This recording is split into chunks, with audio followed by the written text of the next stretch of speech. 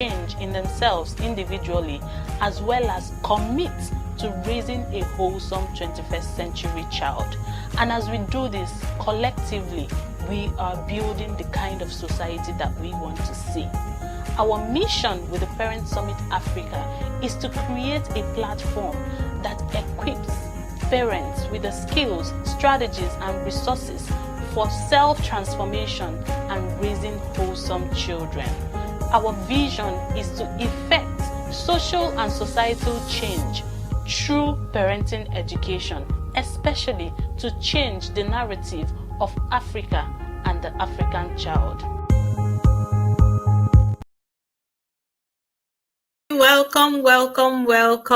Thank you guys for just waiting and just jumping right in. If you are watching on YouTube, kindly share so that more people will join. Get people, if you are on the group, let people know that we are live. Screenshots, share the link on your WhatsApp status, on your Instagram status. Let's get everyone in. So this is our second session. You can agree with me that it has been, fire back to back. And this session is not left out.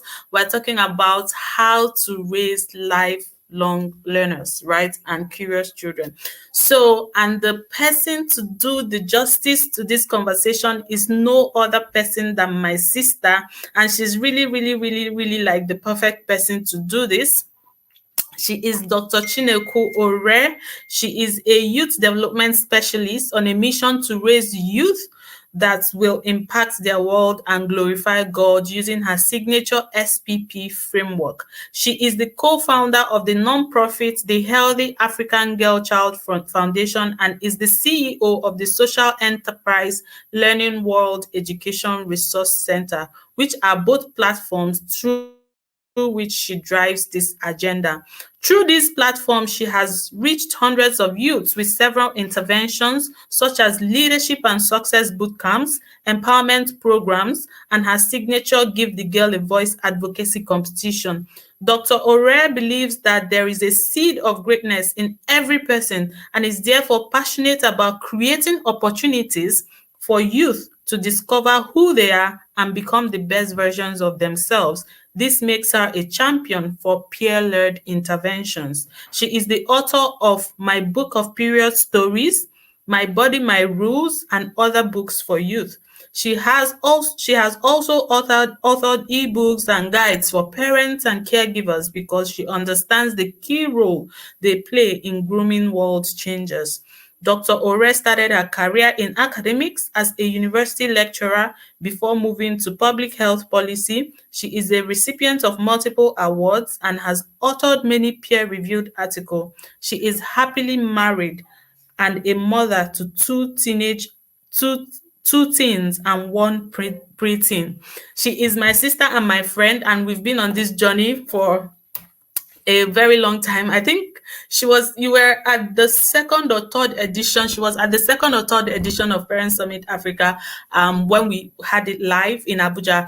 And she has been, there with me, since that time till now. And she is like my go-to person to get amazing books for my children. Like, she has really amazing books. She has Learning World Educational Resource Center, where she sells books and stuff and educational materials. So guys, if you are joining us, join us right now. Let us know where you're joining from. Let me see your comments. Where are you joining us from? And let's welcome the amazing Dr. Chineku Ore as she takes the stage to teach us and to share from our wealth of knowledge how we can raise our children to be lifelong learners. Because it's very important. Like, let me hint on that. It's very, very important. Whatever we want to do with our children, or however we want to empower our children, we must make sure that we're empowering them to be curious children, to be children who are open to learning, to be children who ask questions. That is one way you can empower your child, because if a child is willing to learn, if a child is open to learning, then there is really nothing that they cannot achieve, right? So this is really, really, really one of the most powerful conversations that we're having. And I welcome my sister to the stage to take the stage. Please say a big welcome in the comments. She needs to see that you're ready for her. She needs to see that you're ready. Onyi says, I'm joining from Lagos. Someone is joining from Abuja. Gift from Lagos. Mrs. Tumi say from Akure. Baby from UK. Thank you, thank you, thank you. Welcome, welcome. The stage is yours, and Thank you we so are much, ready to sis. learn from you.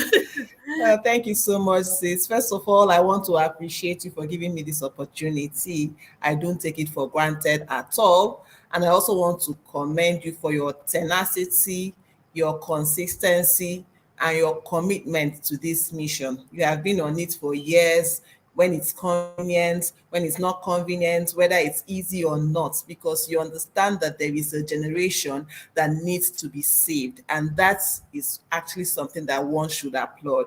So I give kudos to you, and I ask that you just keep keeping on. Well done, sis. And thank you, everyone joining from wherever you're joining from. It's a pleasure and an honor to be here with you.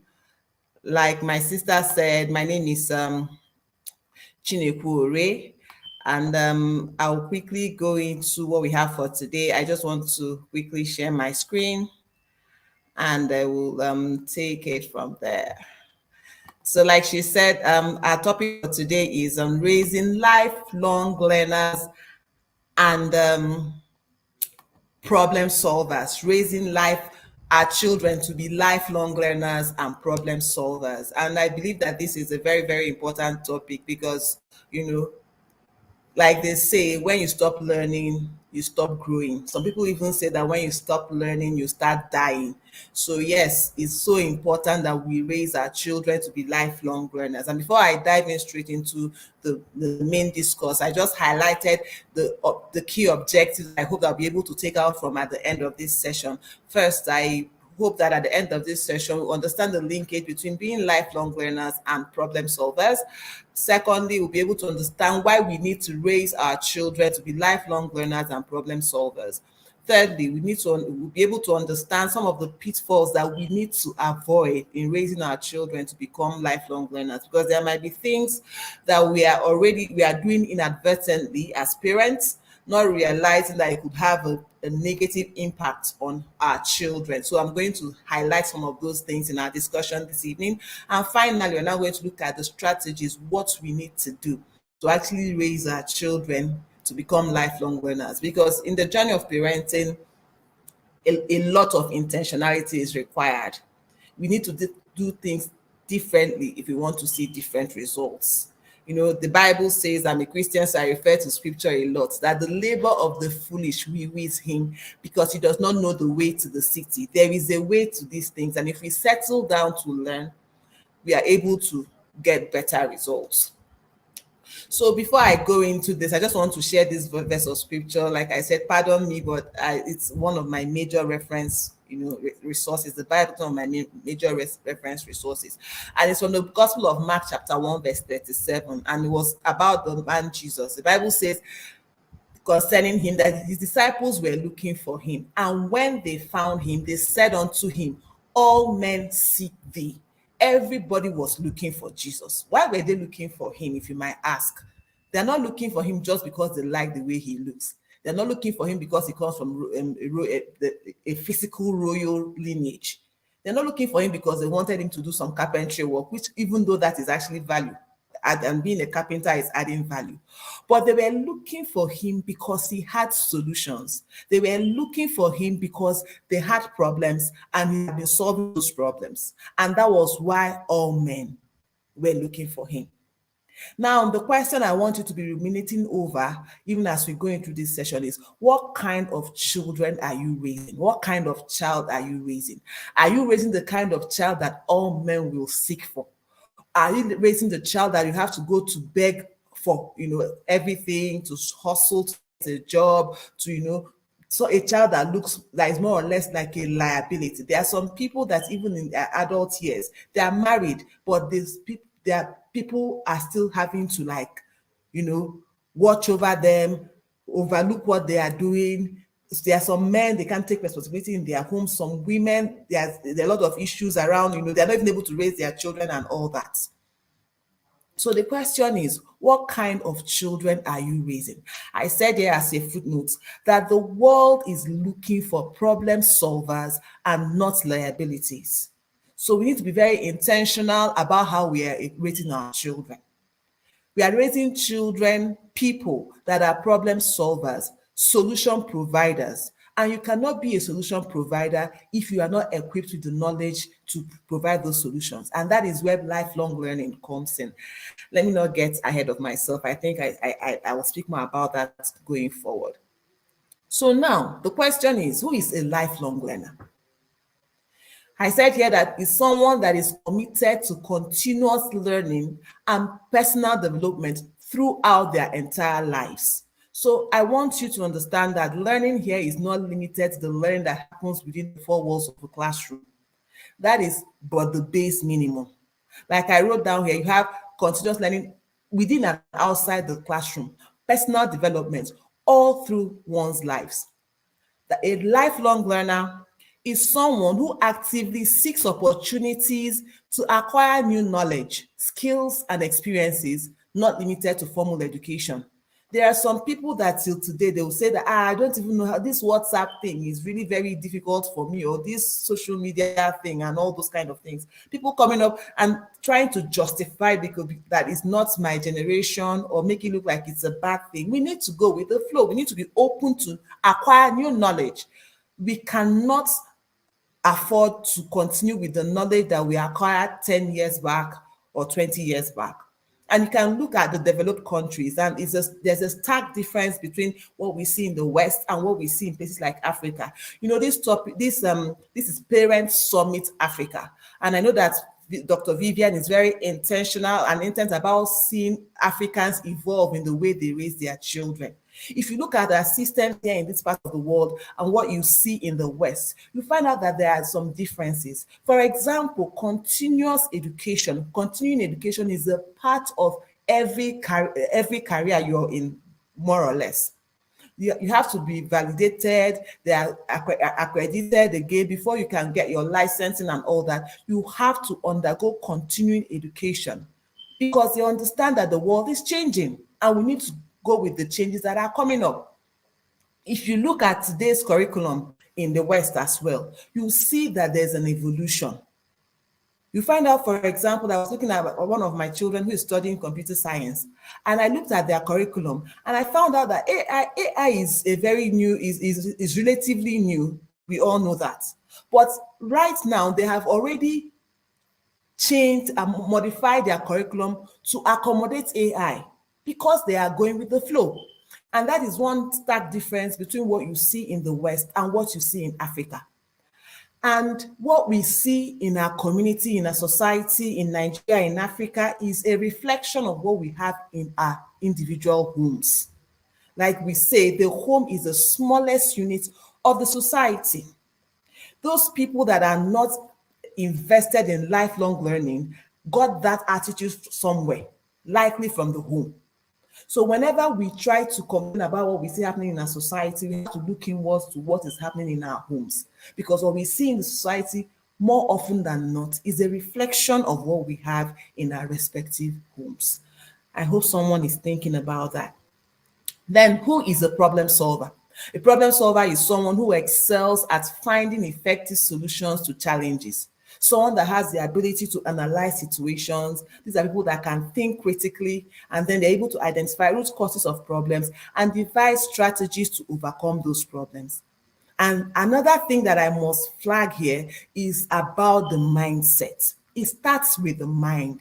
They approach difficulties with a positive mindset. They have that can-do spirit. I had a staff that was working with me some years back, and she always tell me this. She'll be like, "Ma, you always tell us that we should have a can-do spirit." And that is so important. When you confront a challenge, what's your default response? When your children confront a challenge, what's their default response? Do they try to solve it? Or do they run to you to help them solve it? Or do they just give up? we need to be raising problem solvers right from an early age. People that will try to make an effort, people that will say that this thing I can do it. People that are able to think outside the box to provide solutions to challenges. You can agree with me that this is one of the critical things we need in Africa. We need problem solvers, not people that just make promises, but people that can actually solve the problems that are bedeviling our continent. I don't know if anybody is flowing with me. So next thing now is, what's the nexus between lifelong learning and problem solving?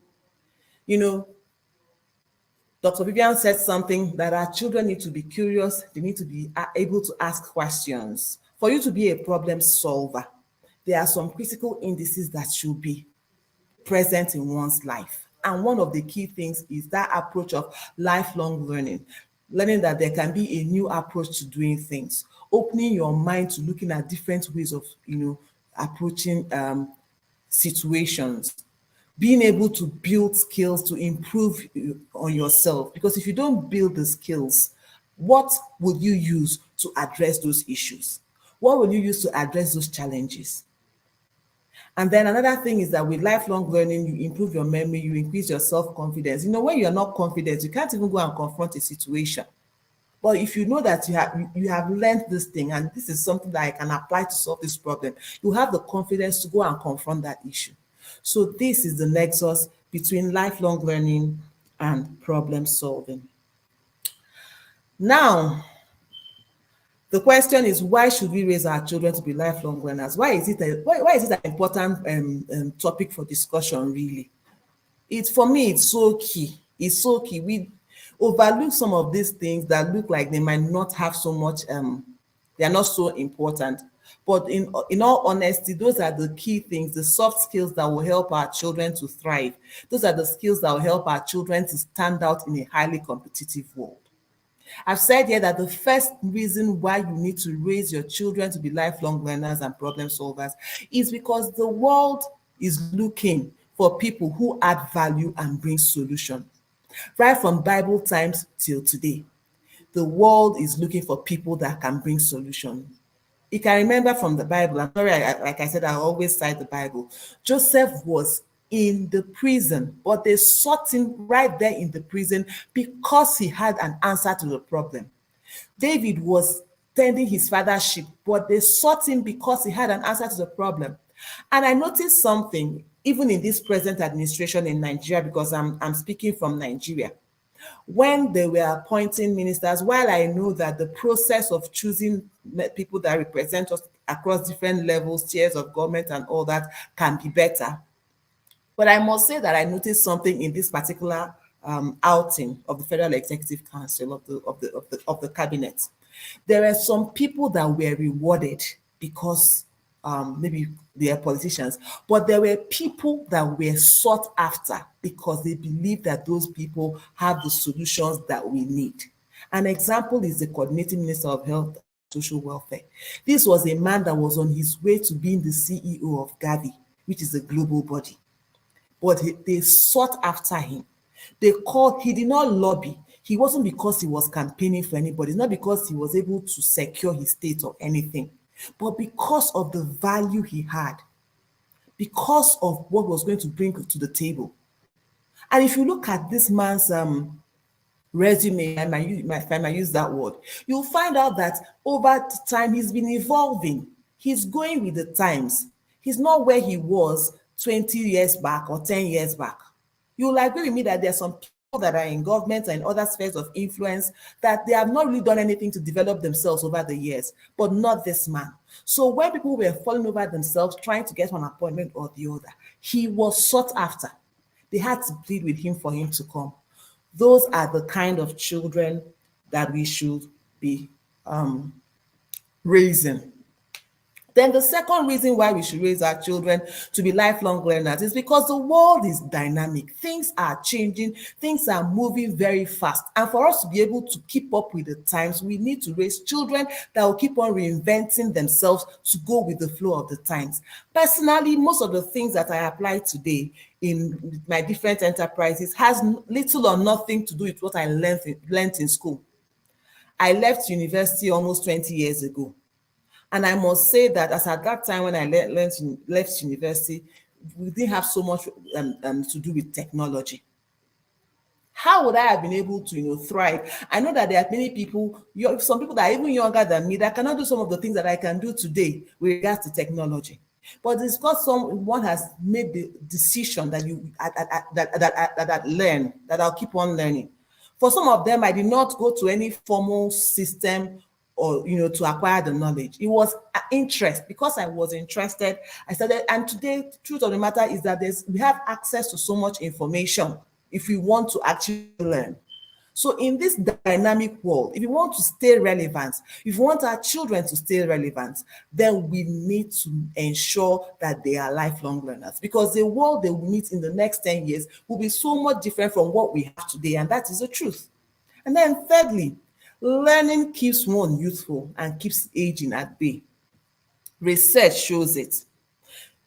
Dementia, Alzheimer's, and all that, people have higher chances of coming down with those kind of degradative diseases when they stop actively using their brains. So they will say, ensure even if your parents are older, if they can be doing puzzles, just keep engaging their brains. It's like exercising a muscle. The more you exercise the muscle, the more the muscle grows. So for us to stay useful and keep aging at bay, and for our children as well, we need to be lifelong learners.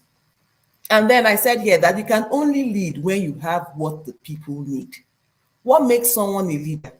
Being a leader is not just a function of your position. It's about the value that you're bringing to the table. It's about your ability to influence others. How will you be able to do that if you're not a lifelong learner?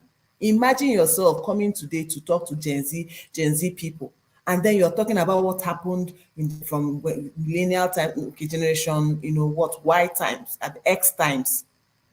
Because you've lost touch, they can't even connect with you. How would you lead them? So for us to be able to lead, we need to stay ahead in our learning process, and that applies to our children as well. And then even with regards to enjoying better relationships, one needs to be a lifelong learner. Because if you look at marriage issues that you see come up maybe on social media and all that, you find out that some of the issues come up because some of the either of the party or both members of the party that is in the marriage, either they are not open to learning, they want to do things their own way, they're not given to try to evolve, understand, accommodate the next person. And beyond the marital relationship, in our workplaces, for us to be able to enjoy good relationships, we need to be open-minded. For some of us, like myself, I grew up in the East. By the time I came to the North, I found out, for example, that our way of living is totally different. You have to be open-minded enough to learn and know how to adapt to wherever you find yourself. So these are some of the reasons why we need to raise our children to be lifelong learners. Time is really flying, but I know that we'll try to catch up soon. We'll be able to catch up. So now I want to talk about a few things that we might unconsciously be doing as parents that might be hindering our children's ability to develop to become lifelong learners and problem solvers. Number one is being a helicopter parent.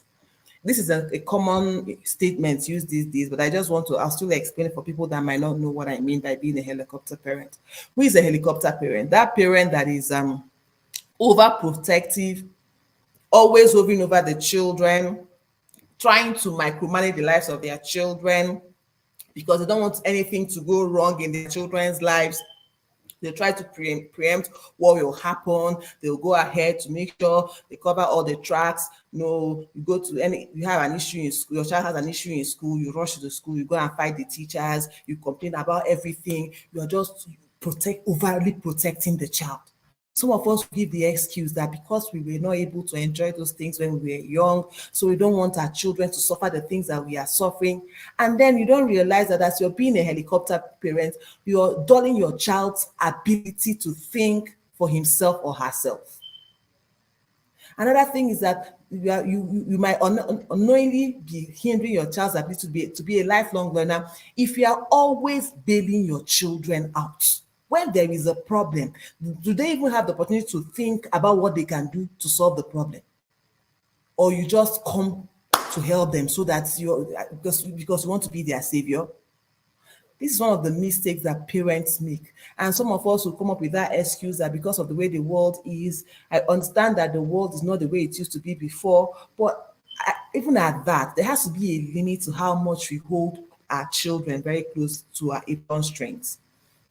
Then another thing is sometimes we don't assign responsibilities to them and we feel that we are doing them a favor. I can remember one parent that was saying something to me. She said her son was in secondary school, that no, once he comes back from school, she just wants him to focus on his academics so he doesn't do any chores and all that. So just so he'll be able to focus on his academics. That is raising an irresponsible child. That kind of person is not a lifelong learner because the ambit to what is being exposed to is limited. And then we also have some parents that are overly focused, just like this example I gave again, on academic development at the expense of other aspects of development. You see someone that is raising a nerd, and the nerd is not exposed to any other aspects of life, relationally, extracurricular activities, even in, serving in school, maybe as a prefect, joining clubs, even serving in church. They're not doing any other thing. And I know a parent that's like, yes, this boy, all he wants to do is to make sure he's straight A's and he's on top of the class. He does not play soccer. He does not do anything. He does not do house chores. All he wants to do is read his books. He's not even reading other books outside of his school books. We are not helping those children. It might look like, yes, they are doing well in their academics, but there is more to life than academics. And that means I'm not trying to, denigrate the place of academic excellence. I am a proponent of academic excellence, but I'm saying that we should not push academic excellence at the expense of balance. We need to bring in balance to these things. And finally, what I wrote down here is that you don't give them opportunities to express themselves. Some of us parents, we shut down our children.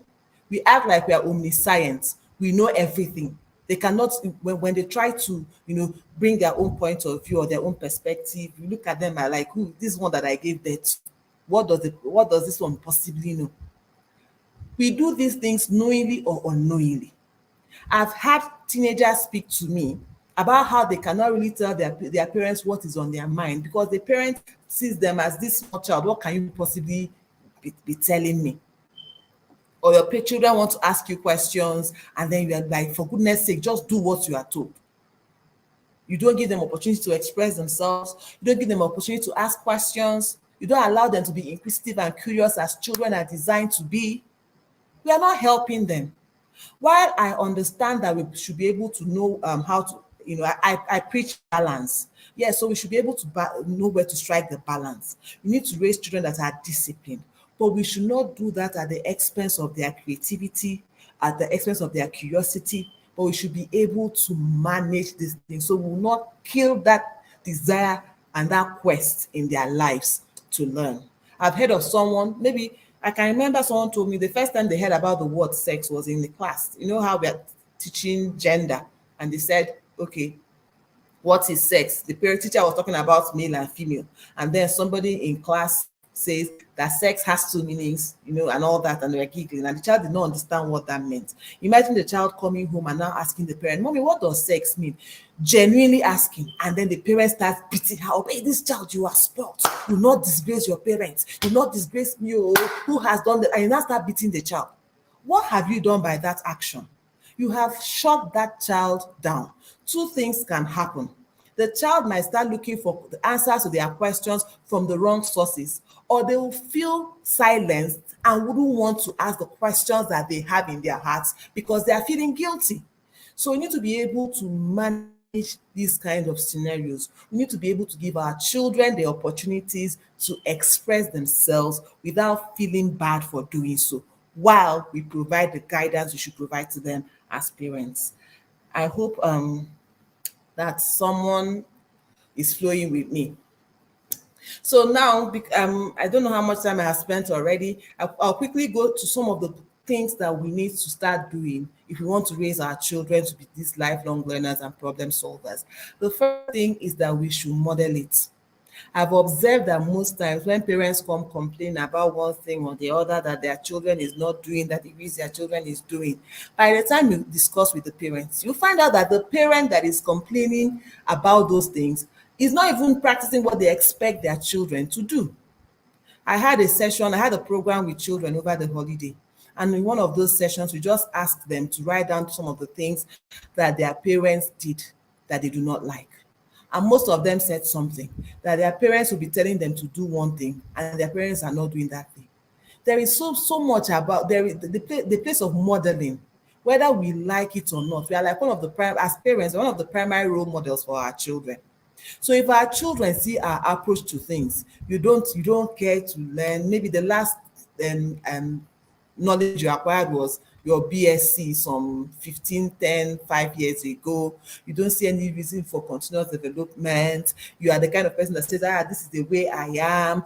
Please, oh, please, oh, this one is not me. I've passed that stage and all that. If they don't see that quest for learning, the only thing that you're watching is, okay, entertainment is good, but maybe they don't see, you don't listen to news, you don't watch Nat Geo Wild, you don't read or expose yourself to new information or new knowledge. They're asking you about something that is happening in the world and you don't even know what they're talking about. Or when there is an issue, you cannot even like show leadership, or that like you have an idea of what to do to solve the problem. It will be difficult for those children to become lifelong learners, because they're not seeing that example anywhere. So the first thing I always say, that thing you want your child to learn, that thing you want your child to become, start by modeling it. Then the second thing I would say is this: we need to encourage their curiosity. Dr. Vivian talked about that at the beginning of this session. I can remember when my children were quite small, my first son would ask the weirdest questions. But I learned not to, shut him down. The default thing, maybe when you're tired, you have a baby you're taking care of, and they'll come and ask all sorts of weird questions. They'll ask me questions like, Mommy, why don't carnivores eat other carnivores? And then normally I'll be like, please, what kind of nonsense question is that? But do you know what I did? I said, I acknowledged that I did not know the answer to that question. But I said, okay, let's find out. So we went to go and check, and I realized from my research then that because of the way the meat of the carnivores taste, it doesn't taste nice as it were like the meat of herbivores. Just like we humans, we eat most of the meat that we eat are from herbivores. So I did not really know that there was an answer to that question. And he used to ask a lot of those questions, a lot. But one thing I will do is that rather than shut him down or just say I don't know, even when I don't know, or just make him feel like, why are you always asking these questions, or get irritated with the questions. If you do that, at a point they'll stop asking those questions. So what would I do? I will guide him. So we'll try to research and find out the answers to those questions. He's that kind of person. So if you watch a movie today, like I remember the first time he watched Sound of Music, next thing he started reading about the real Von Trapp family and their history.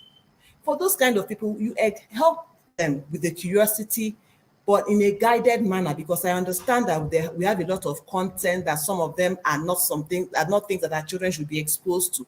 But in a guided manner, encourage them to find answers to those problems. Don't be too busy and put them off when they ask those questions.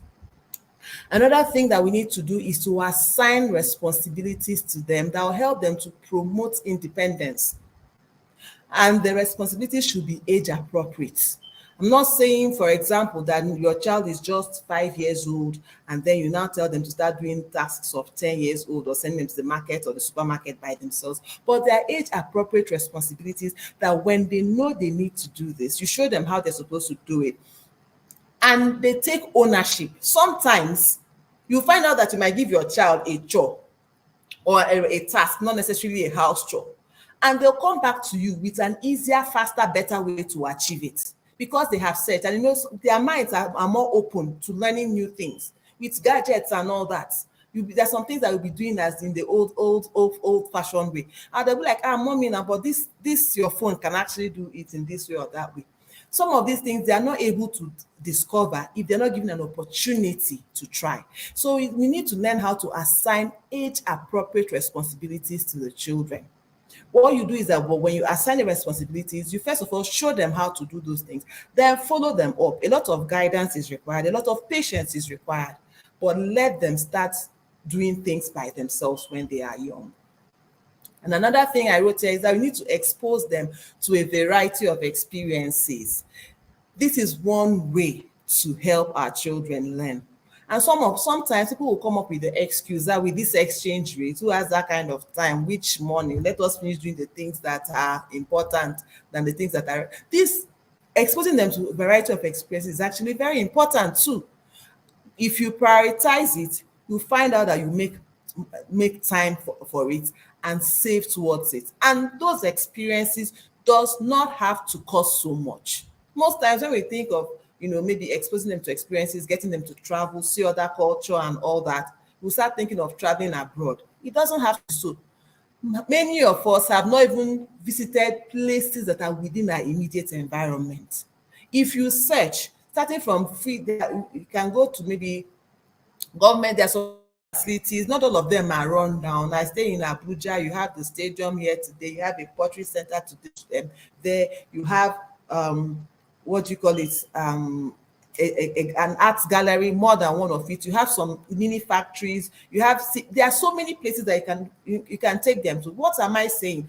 The more they are exposed to experiences, the more their minds are open. As they go there, they see possibilities, they ask questions, and they learn, and they even learn how to continue in that process and that journey of learning all through life. Then another thing I said is that we need to create experiences that will push them out of their comfort zone. I had said before that sometimes we have that default, posture of trying to protect our own. We don't want them to harm themselves. So we just over shelter them. But most times it's at their own expense. Someone said something, do not prepare the road for your child. Rather, prepare your child for the road. Do not prepare the road for your child. Rather, prepare your child for the road. The journey of life is a rocky one. And the more we give them experience, that will push them out of their comfort zone, the more we are preparing them to confront life challenges. I watched a snippet of this movie, an old movie, Ray. I don't know if you know the movie Ray, about Ray Charles that lost his sight at a young age. And in that particular clip, that was when he had just lost his sight. So he wasn't really familiar with moving around without being able to see. And as he was running, he tripped and fell. And he started crying. He was calling out for his mom. And the mom was not far from him. The mom, her default instinct was to go and run and lift him. But it occurred to her that she will not be helping that child by going to lift him, because there will be times that she wouldn't be there. And the boy would need to know how to navigate through life without his sight. So even though she wanted to help the child, she restrained herself and stood. When the boy cried a bit and saw that help was not coming, he now started crawling, touching things around, feeling things around to be able to get his bearing. At a point, he now called out to his mom, "Mom, I know that you're there," because he was able to pick the sound of her breathing. That for me was very instructive. Most times as parents, our default is to protect our children. We want to preserve them. But truly, if we want them to be lifelong learners, that will be able to think on their feet, will be able to know how to solve problems and get themselves out of situations, there are times we need to step back and allow them to take responsibility. So this is one thing I hope that will sink into someone's heart today. Do not prepare the road for your children. Rather, prepare them for the road. Push them out of their comfort zone. There are some things that, your children will get to do afraid. There are some things that, I've helped my children and I'm like, just do it. And I act as if I'm strong, but I'm a bit concerned, but I'll try to restrain myself to see how they'll be able to handle those situations. But once they handle the situations, they conquer that situation and they're better off for it tomorrow. Another thing I said here is that we should allow them to learn from their mistakes.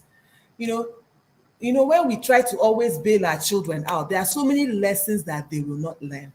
My brother will say something that sometimes maybe there are some mistakes that are like paying school fees. What I mean by from the lesson you learned from that mistake, it's like you have gone to school.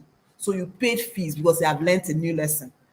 I can remember one of my children, he, because we just encourage him, he likes, trading and all those kind of things. So he does some online trading. And there are some lessons that are taught and there are some that are caught, there are some that are experienced.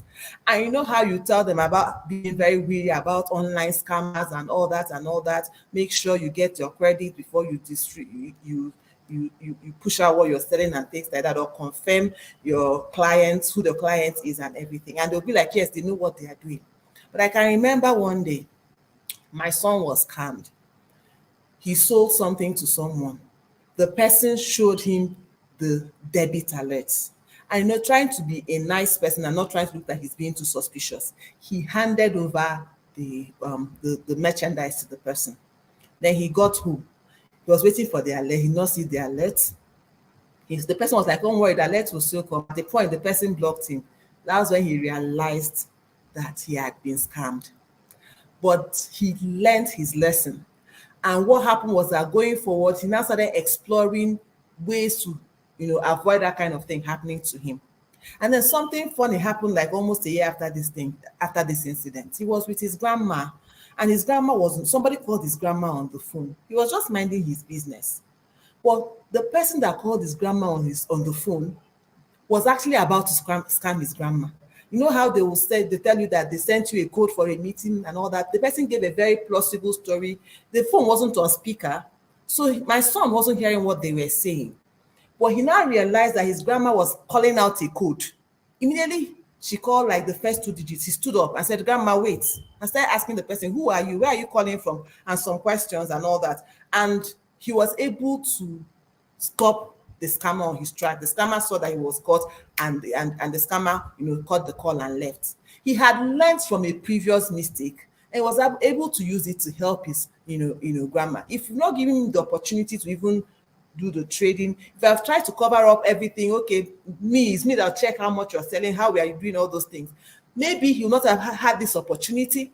And I noticed that you now tells other people how to be mindful about online transactions and how to avoid some of these scamming kind of experiences. So that's about learning from mistakes. It's so important. Then one other thing I will say is that we need to encourage our children to pursue their interests. That's one way to keep them driven and motivated to want to learn. Most times, parents try to box their children into a particular mold. You must do this way. This thing you want to do, what is it lucrative?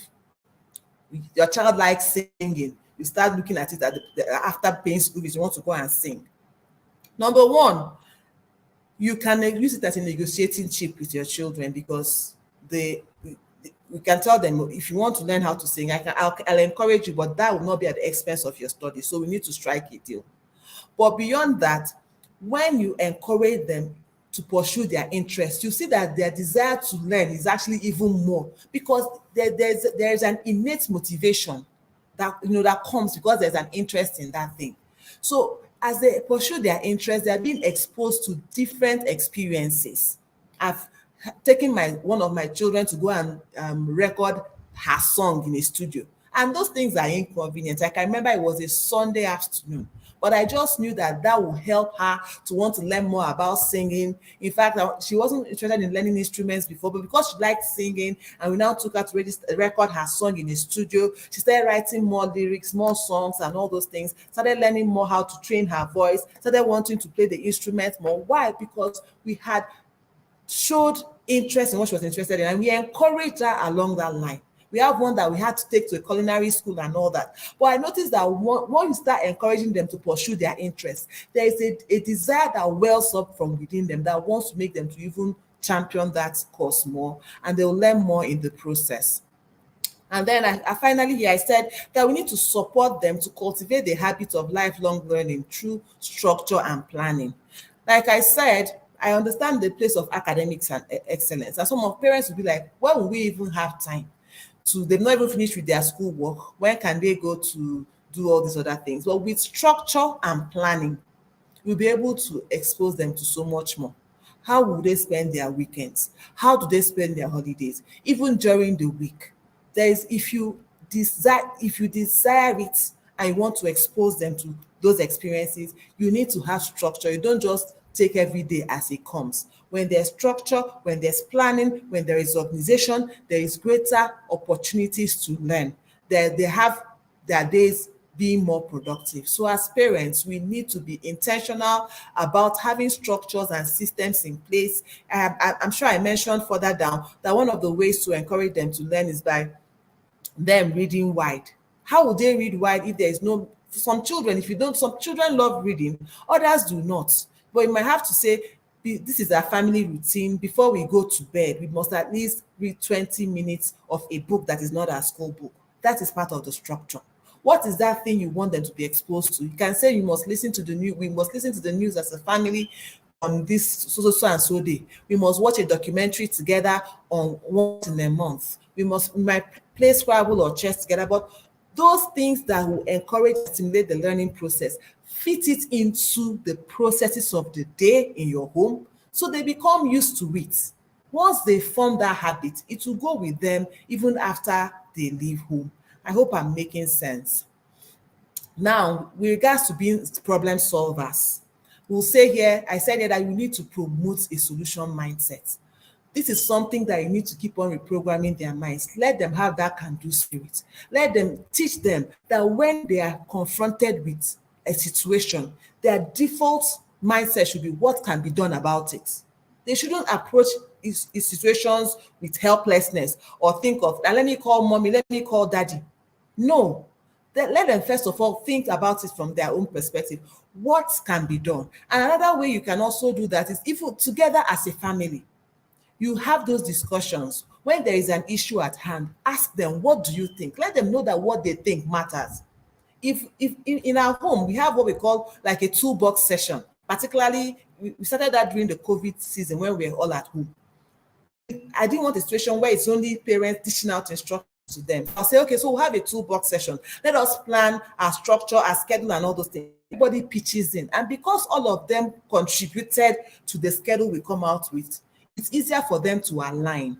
But letting them know that their thoughts matter is so important. So that's the way to promote a solution mindset. In the face of an issue, ask them, how do you think we can solve this problem? What do you think about it? And I tell you the truth, sometimes our children come up with perspectives that we as adults, because we are fixed in our ways, are not able to see. And when they come up with those perspectives, you see that they're actually making sense. So let's promote a solution mindset in our homes. And I've already said before that we should encourage them to read wide.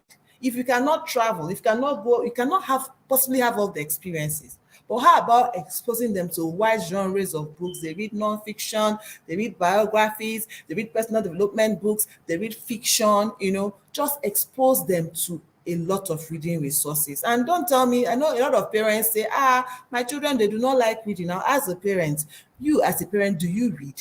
In our home, we used to have what we call reading party. Like all of us will sit down at the same time, bring out a book. Everybody is reading. It's not like a party. You can add popcorn to it just to make it fun.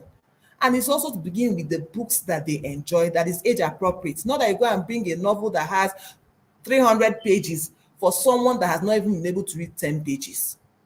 For guys, you can use knowledge books if they don't want to read story books. You can use science, you can bring science books, you can bring comics, but just encourage them to read well. And like I said, so if you're able to build leisure reading into your daily system at home, it will help them to begin to cultivate that culture of reading. Another thing I said here is to create a learning-friendly environment in your home. And I always say these things, let's not just think about the money, maybe this thing will be too expensive. Is it achievable? No, these are things actually have the resources. If you want to, maybe let's say it's for arts and crafts, those things are not expensive to buy. There are some books, there are even pre-loved books if you don't want to start with new books. And then different kinds of resources. Even with regards to this day, crocheting is very popular with girls and all that. Just have the resources around the house that they can learn from, they can learn with. And the learning-friendly environment is an environment where media is properly managed. Another thing that dulls our children's interest in learning is if all they do is look into the screen. This is, I always say this, that the screen, TV has become an inadvertent babysitter. because we don't want our children to be distracted and all to disturb us. We allow them to stay on the screen endlessly. But if we are able to limit screen time, you will see your child's creativity, their interest to do other things, heighten. So I'm not saying they should not use the screens, but let it be limited. Let there be a structure around it as well. And then here I said, we need to learn to celebrate their efforts.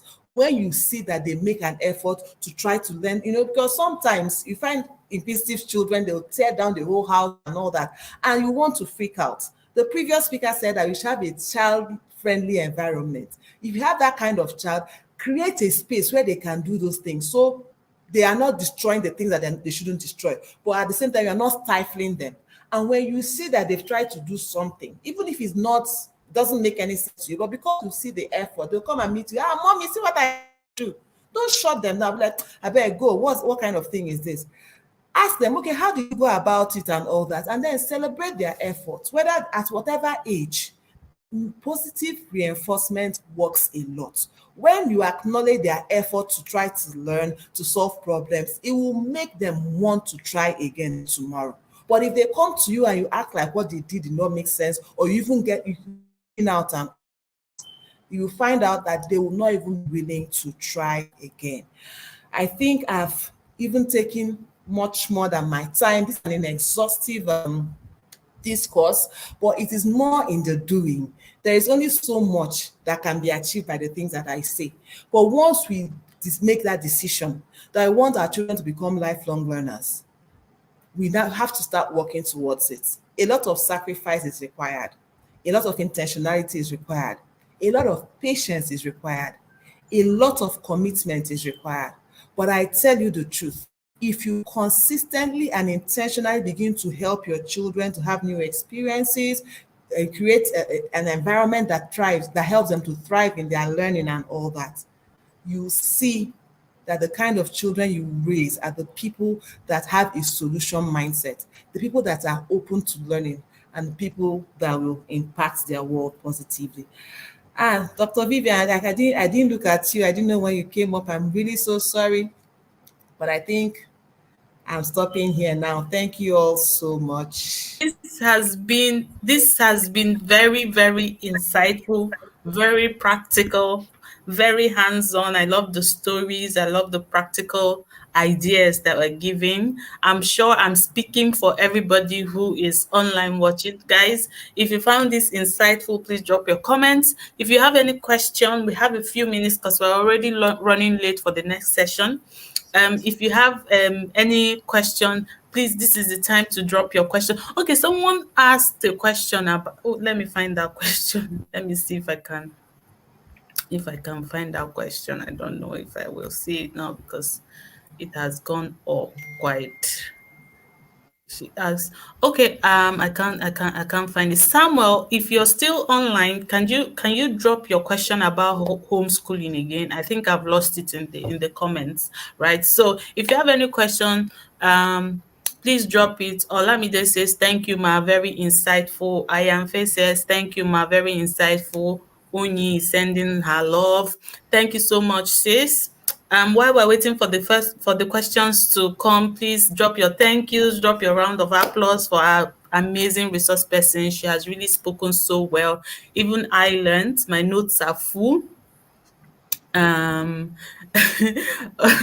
Zimuzo says, please everyone leave a thumbs up. Yeah, my notes are full. They're really, really, really, really practical insights in this session. Thank you, sis. We really appreciate your time and sharing your knowledge and your stories with us. Thank you so much. So guys, we're jumping into the next session, and the next session is on the sex conversations you want to be having with your children. So if you're that parent who is saying, what kind of sex conversation should I be having with my children? I don't know where to start. I don't know what to say. Then the next session is for you. Please don't miss it.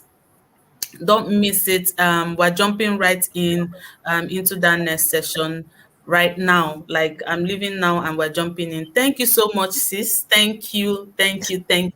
I think you did justice to the topic. Thank you.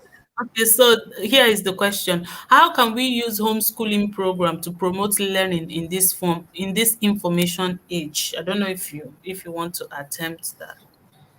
Okay, well, with regards to homeschooling, I'm not an expert in homeschooling, but the good thing is that when with homeschooling still comes with a structure. And in fact, from what I have learned, I've not practiced homeschooling myself. From the people that practice, they swear by it that children are actually exposed to more experiences, because the idea about homeschooling is that they learn a lot by doing practical things. So I see people that homeschool, they expose their children to a variety of experiences and all that. And with regards to the information age, I feel that somehow we homes particularly in an area like Nigeria, where we have a rigid curriculum that has not been changed over time. People that practice homeschooling actually are exposed to more information somehow. I personally have my reservations because I don't know much about the social aspect of the child's development when the child is homeschooled. But with regards to information, with regard to exposure to experiences, I feel that with homeschooling, I don't think it is lacking in that. If the person doing the homeschooling is actually trained, equipped to do so, and has access to the right resources, because just like you have a school curriculum, we have homeschooling curriculum as well. So most people that do homeschooling, they actually use that curriculum and it exposes them to a lot of experiences. So that's all I can say on that for now, Dr. Vivian. Thank you. Thank you. Thank you so much. Yeah, I think that answered the question on point. Yeah. So guys, jump into the next session. If you registered for the summit, your access link is with you, and you'll see me in the next session, right? But before we go, let's give a shout out to Safe Hands School. Safe Hands School is the primary school run by the House on the Rock Church, and they are our primary partners for this summit. So if you're in Abuja and you're looking for a school for your child, please don't take my word for it. They are an amazing school, but I don't want you to just take my word for it. I just want you to go there and make your inquiries, take a look at their policies, take a look at their environment, take a look at their curriculum, ask parents who have children there, make your inquiries, and you can see that it's really a good school for your children. So if you're in Abuja and you're looking for a school, please reach out to Safe Hands School, and you'll be glad you did. So see you in the next session. Thank you. See you.